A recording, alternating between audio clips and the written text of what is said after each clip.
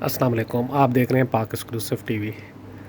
کل وزیر اعظم شہباز شریف کے سعودی عرب جانے کے بعد مدینہ منورہ میں مسجد نبوی صلی اللہ علیہ وآلہ وسلم میں جو کچھ ہوا وہ انتہائی افسوسناک ہے۔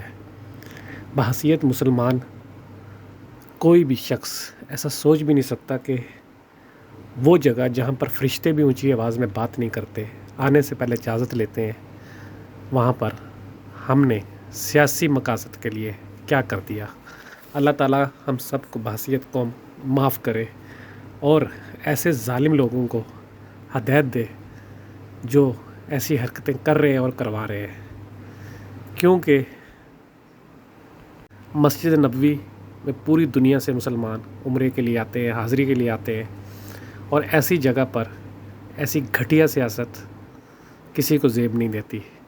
اللہ تعالیٰ جس کو بلاتا ہے وہی وہاں جاتا ہے، کوئی اپنی مرضی سے جا نہیں سکتا اور کوئی اپنی مرضی سے وہاں سے آ نہیں سکتا۔ یہ جگہ ہی ایسی ہے، لیکن ہم نے اس کو بھی سیاست کی نظر کر دیا۔ ابھی تک کی اطلاعات کے مطابق سعودی حکومت نے 160 افراد کو ان حرکتوں کی وجہ سے گرفتار کیا ہے اور ان کو پاکستان واپس بھیجا جائے گا۔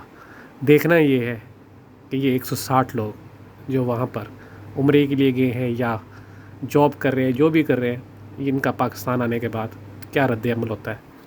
لیکن بحیثیت مسلمان مجھے شرمندگی ہے اس بات کی کہ ہم نے اپنے آپ کو کس قدر گرا لیا ہے کہ ہم روزہ رسول صلی اللہ علیہ وسلم کی حرمت کو بھی بھول گئے، جہاں پر سوائے یہودیوں کے سب احترام کرتے ہیں۔